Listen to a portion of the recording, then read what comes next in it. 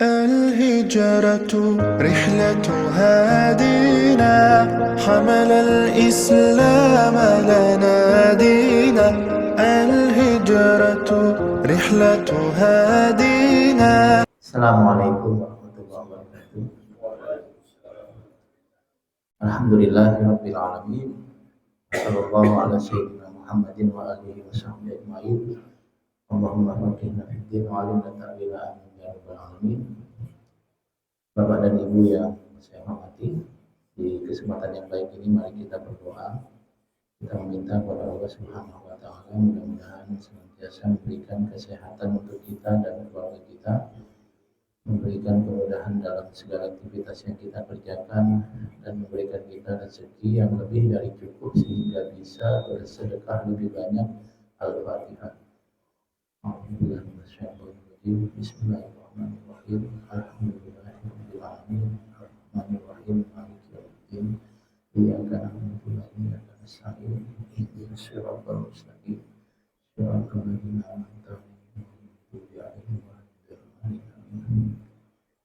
Kita berdoa lagi, secara khusus kita meminta mudah-mudahan saudara-saudara kita kaum muslimin di Palestina diberikan kesabaran, diberikan kekuatan, diberikan kemenangan, dan Zionisme Israel diberikan kekalahan, kehancuran, pecah belah. Al-Fatihah. Bismillahirrahmanirrahim. Alhamdulillahirabbil alamin. Arrahmanirrahim. Maliki yaumiddin. Iyyaka na'budu wa iyyaka nasta'in. Ihdinas siratal mustaqim. Shiratal ladzina an'amta 'alaihim ghairil maghdubi 'alaihim waladdallin. Bapak dan Ibu sekalian, kita akan mendiskusikan etika bermedia sosial. Nah, secara umum sebagai manusia kita bertemu orang lain, berkomunikasi, berinteraksi, dan kita ingin interaksi kita itu positif, membahagiakan, tidak ada yang tersakiti, tidak ada yang terzolimi. Maka kemudian kita memiliki aturan bagaimana cara berbicara, cara menyampaikan pendapat, cara berdebat, dan seterusnya. Jadi tanpa agama itu kita sebenarnya sudah ingin menjadi baik. Kodrat kita itu tanpa agama kita ingin berbahagia bersama orang lain. Lalu datang agama Islam mengkonfirmasi hal-hal baik itu dengan menjanjikan pahala ketika kita berkomunikasi dengan baik, dan memberikan dosa ketika kita berkomunikasi dan berinteraksi dengan salah dan zalim. Jadi tanpa ada pahala dan tanpa ada dosa pun kita tetap berusaha menjadi baik. Nah, ketika agama datang ditambahin pahala atau dosa, maka keinginan kita untuk menjadi baik semakin tinggi dan kekhawatiran kita menjadi buruk juga semakin tinggi. Itu yang pertama, Bapak dan Ibu. Jadi perangkat kita berkomunikasi, bergaul dengan orang lain itu sebenarnya bisa kita luruskan sendiri karena memang kita memiliki kodrat menjadi orang baik. Agama mengkonfirmasi dan mengapresiasi dengan pahala dan dosa. Yang kedua, ketika membicarakan etika berkomunikasi, berinteraksi langsung atau media sosial, melalui media sosial, itu sebenarnya sama saja, Pak. Sama kita harus menggunakan kata-kata yang baik, tidak boleh menggunakan kata-kata yang kasar. Sama kita harus menggunakan intonasi yang menyenangkan, jangan mengintimidasi. Kalau dalam bahasa hadis namanya bajing. Sama kita harus memberikan informasi yang bermanfaat, bukan yang memecah belah. Sama saja. Hanya ada beberapa hal yang unik dari media sosial yang perlu kita cermati. Yaitu kalau kita ngomong secara langsung di depan orang itu yang mendengar, orang lain nggak tahu. Ketika kita pulang, orang itu pulang, dia bisa ingat dan dia bisa lupa. Setelah berapa lama dia lupa, selesai. Tetapi kalau media sosial kita ngomong, direkam, salah ngomong, yang nggak kenal kita juga tahu omongan kita. Orang yang hidup setelah kita jauh juga bisa mendengar lagi omongan kita dan bisa diulang-ulang. Nah, karena itu kita lebih hati-hati ketika menggunakan media sosial. Proses minta maafnya kalau salah dengan orang bisa langsung. Tapi kalau media sosial kita repot minta maafnya. Karena kita nggak tahu berapa banyak orang yang tersakiti ya akibat postingan kita. Jadi ya memang kita hidup sekarang di zaman internet ya. Mau nggak mau dengan media sosial, nah, karena itulah hati-hatinya lebih tinggi. Menyakiti orang satu dengan menyakiti orang yang banyak itu berbeda. Baik, jadi secara umum etika bermedia sosial sama dengan etika sehari-hari kita. Ada tambahannya. Nah, ini yang akan kita bahas sedikit di depan saya tentu bapak-bapak dan ibu-ibu yang sudah mensakoh, sudah pintar-pintar. Jadi saya bukan dalam rangka mengajarkan tapi merefresh sambil nitip di media sosial ini kalau memang baik, mudah-mudahan jadi kebaikan kita bersama. Kamu wajah-wajahnya soleh semua nih Pak ya, wajah-wajah tahajud semua ini. Jadi nggak usah diingetin pun sudah baik insya Allah. Baik, yang pertama terkait dengan media sosial berupa berita. Tiap kali kita mendengar berita di media sosial, termasuk di grup WA, apalagi WA keluarga, wah itu susah kontrolnya itu Pak. Karena semuanya jadi admin dan semuanya berhak memposting. Dan kalau ada yang salah ditegur lebih repot. Yang pertama ketika ada berita di media sosial jangan langsung percaya. Ini penting Pak. Terburu-buru percaya itu tidak baik. Dalam sebuah hadis nyatakan al-ajalatu minasyaiton. Tergesa-gesa, terburu-buru itu sifatnya setan. Jadi jangan langsung diterima, apalagi langsung di repost, di forward ke orang lain. Berita apapun itu, kalau memang memiliki kandungan, bukan berita remeh-temeh, perlu dicek benar dan tidaknya. Jangan langsung dipercaya. Terburu-buru mempercayai berita, bagian dari sifat buruk yang oleh Nabi disebut sifatnya setan.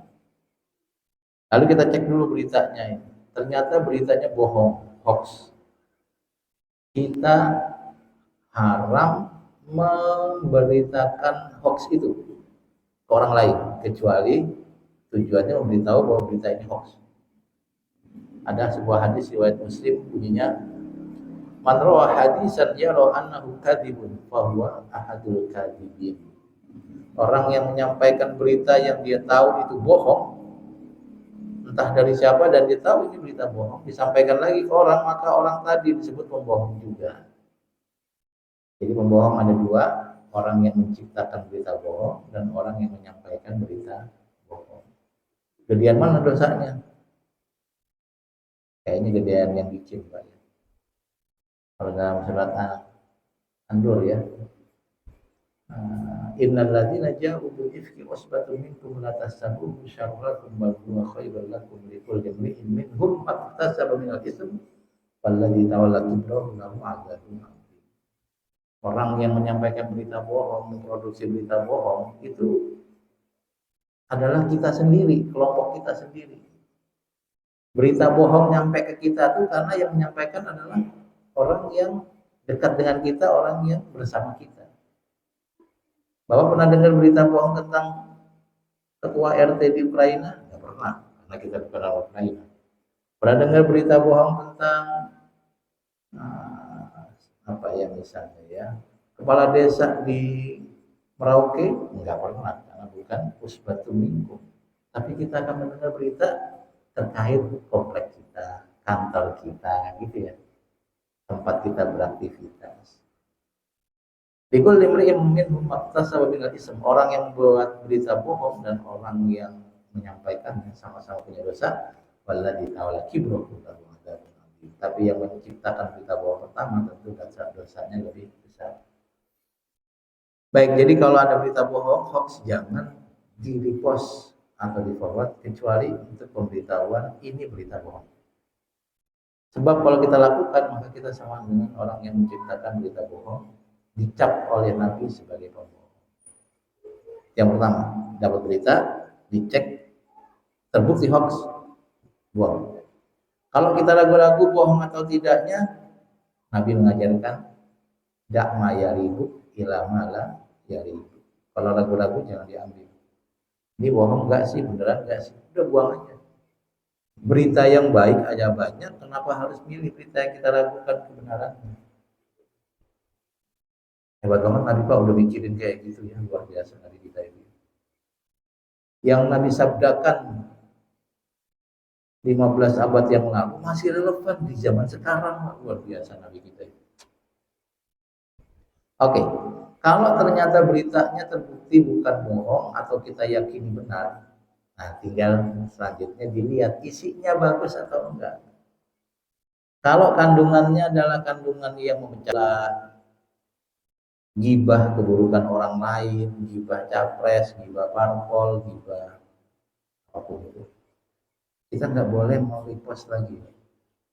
Lagi-lagi surat Hujurat bilang,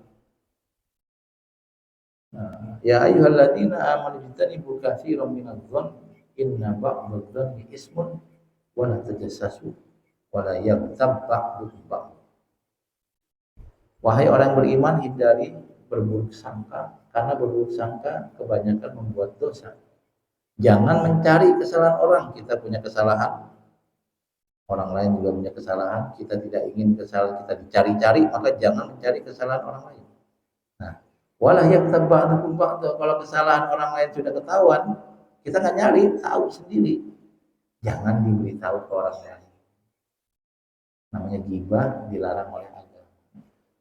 Menariknya Nabi sudah berpesan, etika tertinggi bagi kita ketika melihat orang lain memiliki aib adalah ditutupi sambil didoakan mudah-mudahan dia menjadi baik.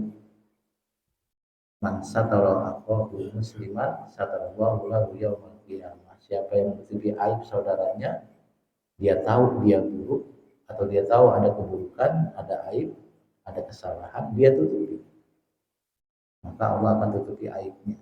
Kepada ibu sekalian, orang yang suka gibah, dia akan dibuka sama Allah aibnya. Karena ketika dia menggibah A akan balas digibah lagi. Maka orang kayak kita lebih enak, Pak. Orang kayak kita ini lebih enak. Sebenarnya kalau masalah buruk, kita juga banyak buruk. Tapi karena kita nggak gibah, orang nggak mau buka aib kita. Makanya kita hidupnya tenang. Saya kalau mengukur Pak, antara Bapak dengan saya, mungkin keburukannya banyakkan saya. Mungkin. Karena saya tahu saya banyak buruk. Tapi saya punya keinginan jangan gibah orang, jadi Bapak nggak tahu juga keburukan saya. Akhirnya Bapak nyuruh saya duduk di depan. Padahal kalau mulia mungkin muliaan Bapak dari saya. Cuma Allah tutupi aib saya. Sehingga di mata Bapak saya orang baik. Dari mana itu terjadi? Mungkin karena Bapak dan saya memang nggak suka ngomongin keburukan orang. Jadi orang lain juga nggak pengen gibah kita. Walayuk terbaik. Jadi kalau ada keburukan jangan di forward Pak. Ini masalah pilpres penting supaya kita tahu calon yang kita pilih, nggak usah. Karena tanpa kita gibahin orang lain akan menggibah. Yang penting bukan kita yang gibah. Mirip kayak Bapak lagi naik motor atau naik mobil lalu ada orang yang ngebut nyerempet, membahayakan orang lain. Kita nggak usah doain jelek. Karena orang lain yang melihat dia juga pasti udah ngedoain jelek. Yang penting jangan keluar dari kita yang jelek. Gitu kira-kira. Walaupun kayaknya sih kita layak doain jelek. Ya Allah ini bocah. Tapi lebih baik tidak. Kami berharap bahwa semuanya selamat. Baik, jadi kalau ada keburukan, walaupun itu benar, lebih baik jangan diberitakan ke orang lain. Karena jatuhnya ghibah. Ghibah. Orang yang menggibah orang lain, kata Al-Quran, ayuhibbu ahadukum ayyakulalah ma'akhihi maitan fakaritu. Apakah kamu mau memakan bangkai saudaramu? Kalau omongan diibaratkan saudara dan buruk itu bangkai, siapa yang mau makan bangkai saudaranya? Nggak mau. Daging yang bagus aja nggak mau. Kalau daging saudara kita, apalagi sudah jadi bangkai. Al-Quran sudah berpesan luar biasa hebatnya Al-Quran. Agama kita tuh enak banget kayaknya. Ajaran yang disampaikan Nabi dipahami oleh orang Arab saat itu dan dipahami oleh orang Indonesia saat ini 15 abad. Ya Allah. Oke, Kalau beritanya ternyata nggak ada hal buruk, tidak memecah belah, cuma berita remeh-temeh, boleh diposting. Tapi lebih baik tidak. Karena dalam hadis disebut min husni islamil mar'i tarkuhu ma la ya'ni. Ciri orang Islam yang baik itu tidak melakukan hal-hal yang tidak bermanfaat. Tapi boleh. Namanya juga nggak ada dosa.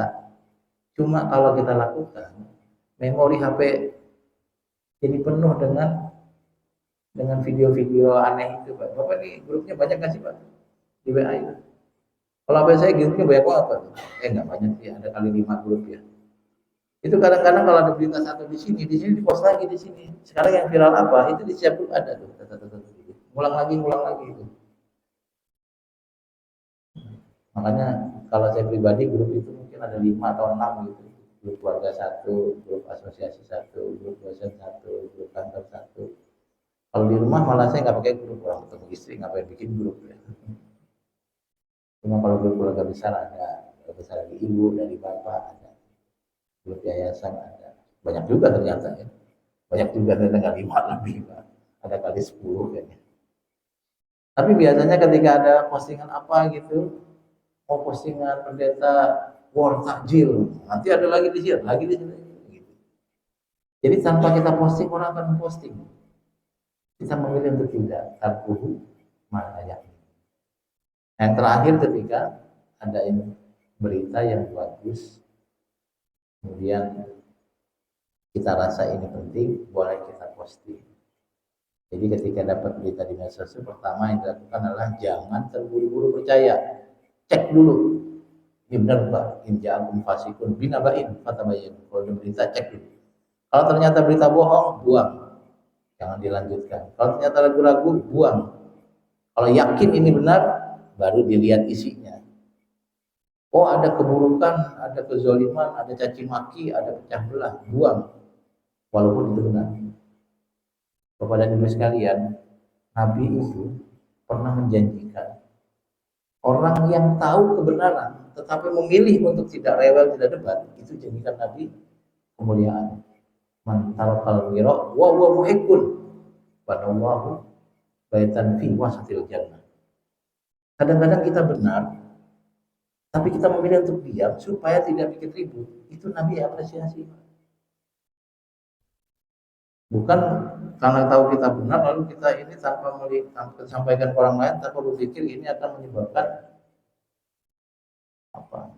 keributan, keramaian, kericuhan.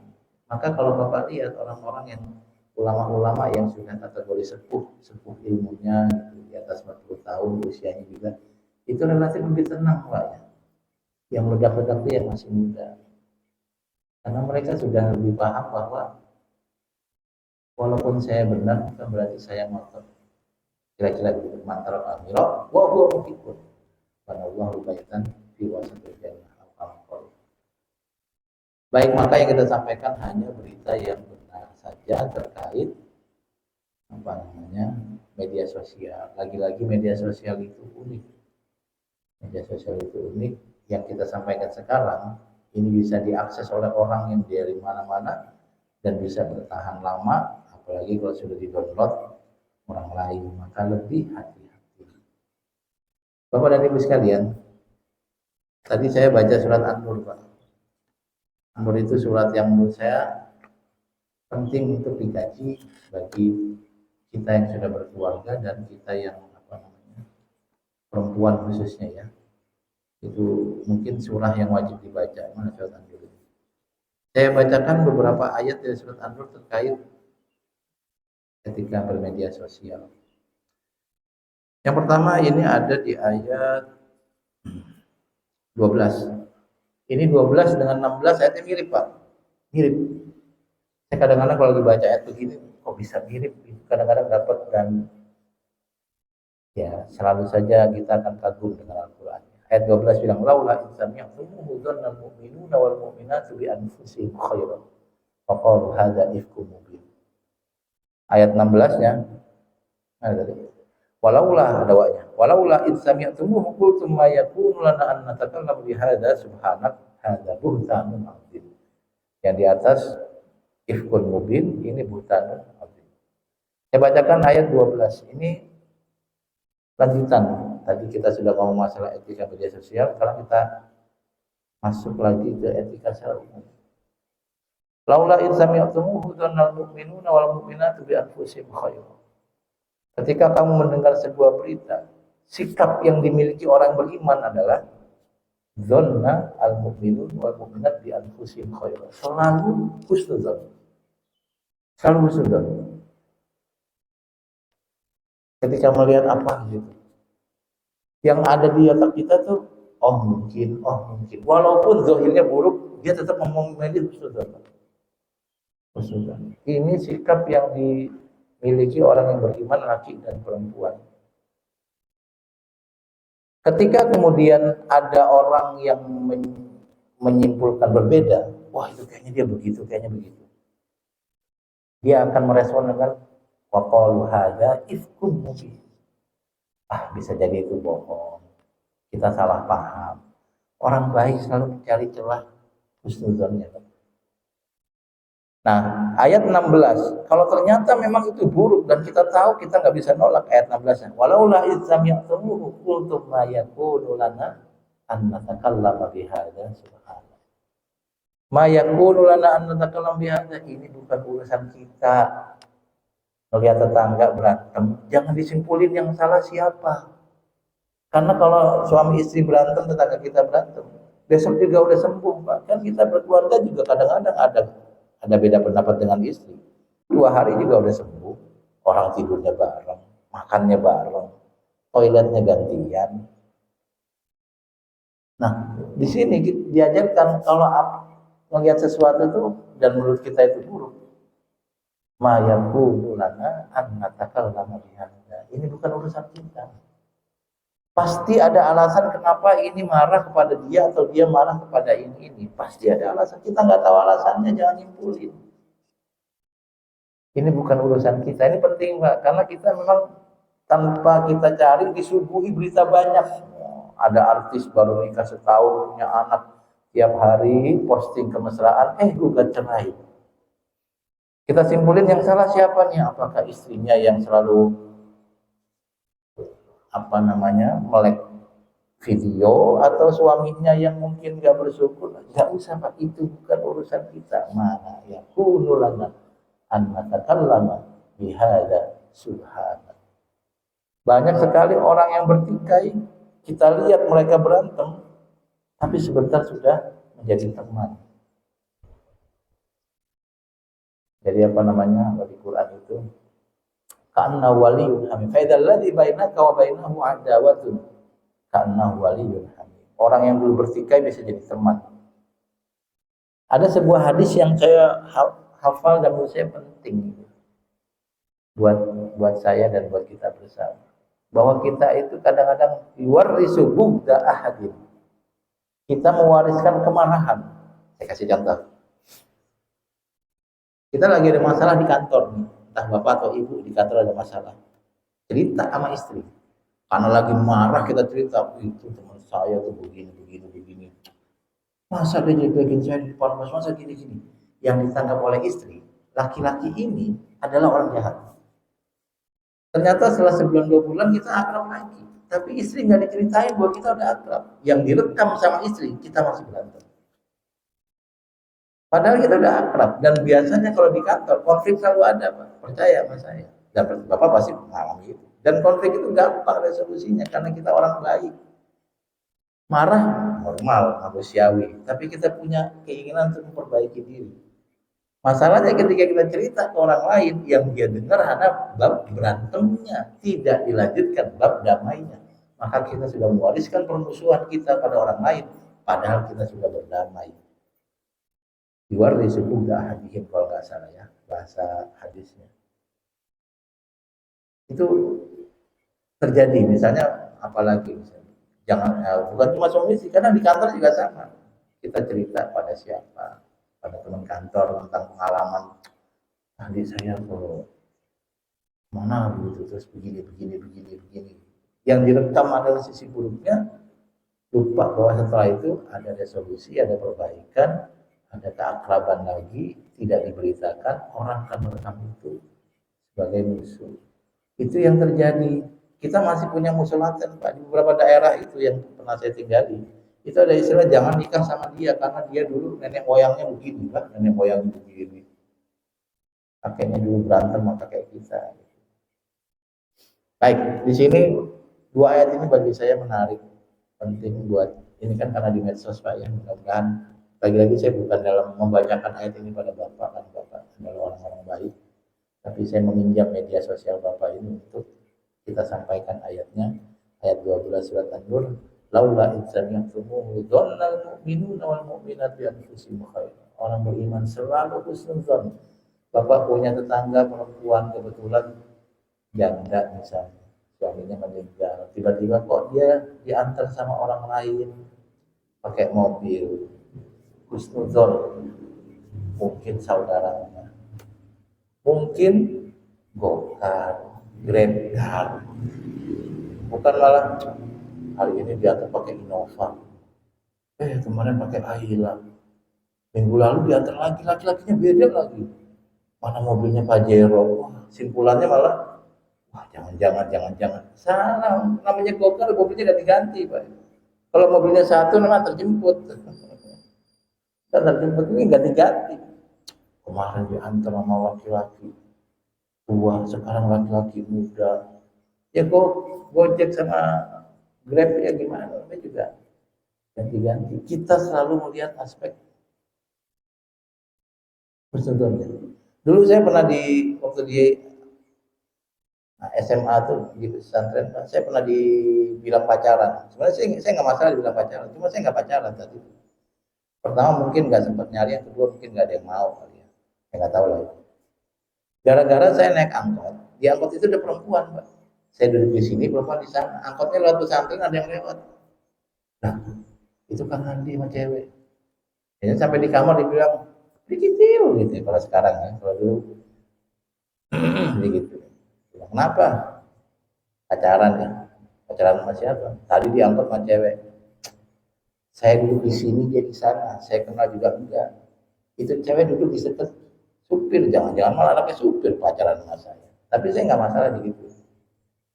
Karena bagi saya nggak berat dibilang pacaran. Dibilang pacaran silakan, dia juga silakan.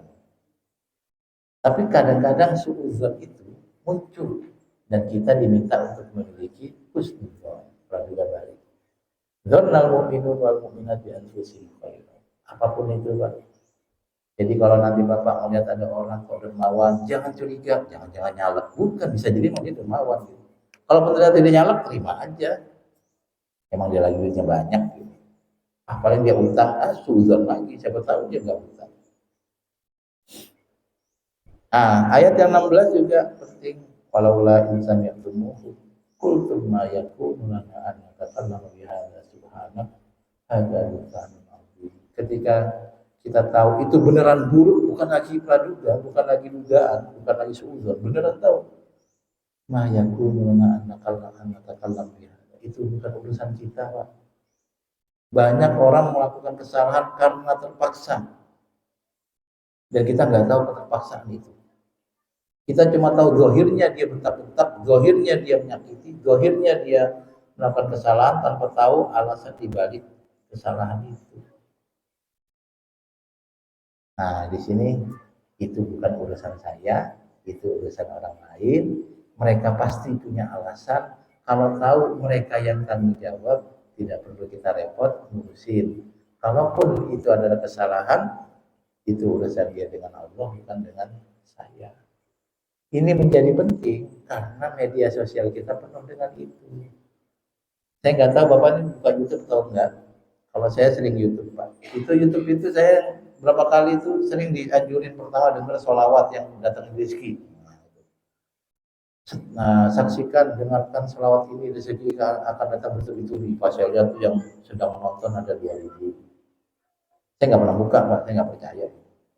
Yang dapat duit yang punya channel, kalau yang buka mungkin mau sampai sore juga nggak dapat duit, dari YouTube doang.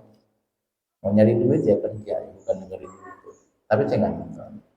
Ada lagi nanti berita tentang siapa, artis siapa, itu kita diminta untuk mendengarkan berita mereka. Yang lebih sadis memang di televisi, Pak.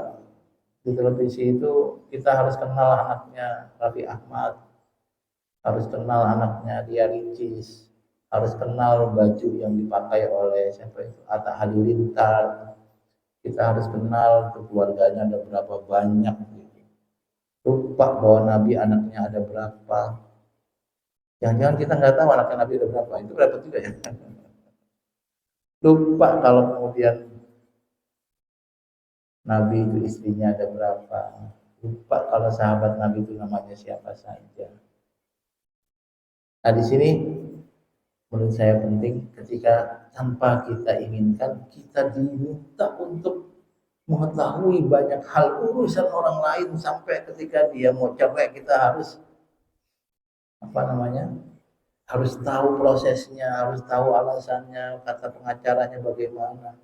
Bahkan ada pernikahan yang diliput di televisi secara langsung, kita harus tahu akadnya, cara mandiinnya gimana. Ma yakunu lana an natakallama bihadza subhanak hadza bukan. Ayat ini mungkin bisa menjadi solusi. Kita tidak bisa menolak itu semua. Biarkanlah media sosial dengan segala macam isinya, tapi kita memfilter diri sendiri untuk tidak mengurusi urusan orang lain. Bapak dan Ibu sekalian, terakhir dari saya adalah saya ingin memperkenalkan istilah apa ya, apa bahasanya, ibadah muta'addiyah dan ibadah qasil, atau bahasa lain amal muta'addi dan amal qasil. Amal muta'addi itu perbuatan, amal qasil itu perbuatan yang terkait kita saja, tidak berimbas ke orang lain. Amal muta'addi adalah ibadah yang terkait orang lain dan itu biasanya tidak berhenti. Contoh dari amal yang muta'addi yang berlanjut adalah sedekah jariyah atau dosa jariyah. Itu kita sudah tahu bahwa kita menanam pohon, kata Nabi. Tidaklah seseorang menanam pohon kecuali ada burung yang memakan buahnya, ada orang yang memanfaatkan pohonnya, maka Allah berikan baginya pahala